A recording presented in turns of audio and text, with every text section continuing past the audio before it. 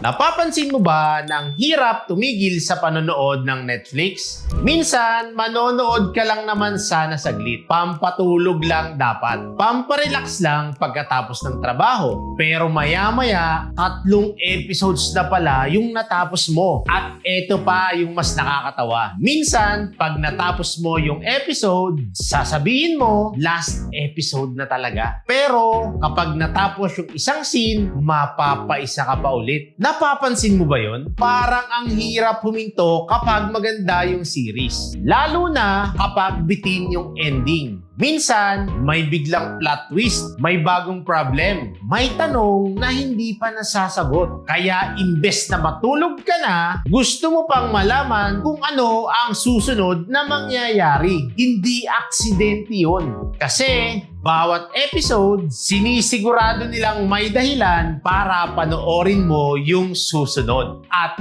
habang curious ka, mas nahihirapan kang huminto. Parang gusto ng utak mo ng closure. Yung pakiramdam na kailangan mong malaman yung kasunod na mangyayari.